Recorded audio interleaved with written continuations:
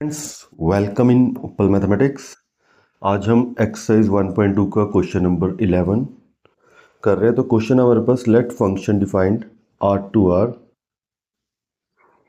तो be defined as f x दिया हुआ एक्स की power 4, choose the correct option.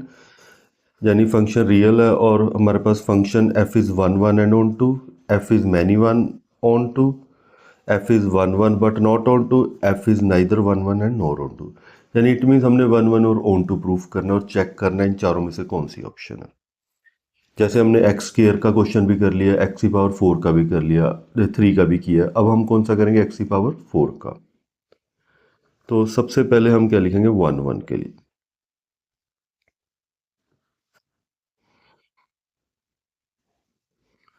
तो 1 1 के लिए फंक्शन रियल टू रियल, तो एफ एक्स हमारे पास क्या है? एक्स की पावर 4। तो late x1 and x2 belongs to real and f of x1 equal to f of x2। तो हमारे पास क्या जाएगा? x1 की पावर 4 और x2 की पावर 4। और देखो यहाँ हम 4 के साथ 4 डायरेक्टली नहीं कट कर सकते, ठीक है। हमने जैसे स्केयर का किया था उसमें भी नहीं कट किया था। क्यूब का कट कर सकते हैं लेकिन स्केयर का नहीं। कैसे? देखो, जैसे देखो हमारे पास x1 का स्केयर है और इक्वल टू x2 का स्केयर है, ठीक है। x1 और x2 का हमारे पास स्केयर है। अगर मैं x2 ले लेता हूँ -3, x1 -3, ठीक है। तो इसी तरह x2 ले लेता हूँ 3 और -3 का स्केयर 9 आ जाएगा और यहाँ 3 का स्केयर भी 9 आ जाएगा। देखो x1 और x2 मैंने तो क्या किया, अभी दोनों इक्वल है लेकिन उनका सॉरी डिफरेंट एलिमेंट है, लेकिन स्केयर उन दोनों का क्या आ गया? इक्वल आ गया। तो ये तो यानी कभी भी इवन नंबर हो तो वो कट नहीं हो सकता, लेकिन ऑड पावर हो जैसे x1 का क्यूब, x2 का क्यूब, अगर हम यहाँ -3 लेंगे तो दोनों का क्यूब क्या आएगा? -27 आएगा, ठीक है। दोनों का स्केयर लेंगे -3 लेके, ठीक है। यानी दोनों के हमारे पास कोई भी वैल्यू लेंगे, अगर +3 लेंगे दोनों की तो वो 27 आएगी, ठीक है। यानी हमारे पास 27 ठीक है। यानी ऑड पावर को कैंसिल कर सकते हैं, इवन को नहीं, क्योंकि इवन में क्या है? डिफरेंट एलिमेंट की सेम वैल्यू आ जाती है, डिफरेंट एलिमेंट की सेम वैल्यू आ जाती है। इस करके इसलिए जो भी पावर इवन हो उसमें हम कभी भी डायरेक्ट कट नहीं करते। ये बात आपने याद रखनी है, चाहे वो स्केयर हो, चाहे 4 हो, चाहे 10 हो, चाहे 100 हो। तो फिर यहाँ हम एग्जाम्पल लेंगे, लेट x1 2 एंड x2 हमारे पास क्या आ गया? -2। तो f ऑफ x1 यानी हमारे पास आ गया f ऑफ 2। तो 2 की पावर 4 16, ठीक है। 2 की पावर 4 16 आ गया। और इसी तरह f ऑफ x2 तो -2। तो -2 की पावर भी हमारे पास क्या आ गया? 16 आ गया। अब देखो डिफरेंट एलिमेंट है, ठीक है, और इमेज सेम है, then two element have same image,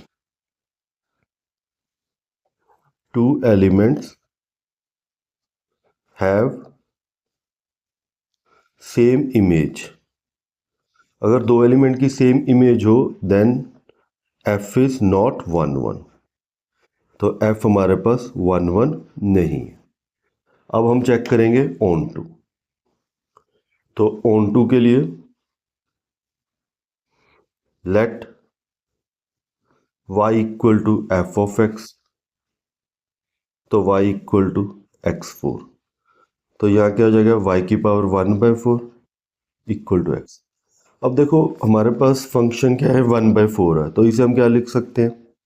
y की पावर 1/2 होल पावर 1/2, यानी रूट ऑफ y की पावर 1/2, ठीक है। तो अगर हम y की कोई भी वैल्यू पुट करें तो x तो रियल आना चाहिए, तभी ये ऑन टू होगा।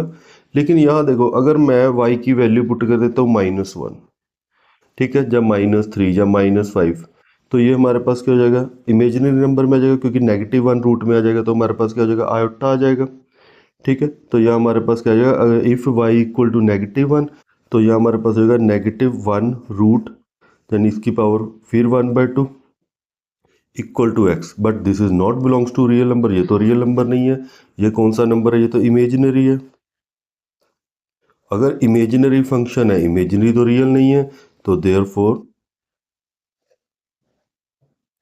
F is not onto. अब देखो एफ इज नाइदर 1 1 है और नॉर ऑन टू है, ठीक है, नॉर ऑन टू। तो हमारे कौन सी ऑप्शन आंसर है?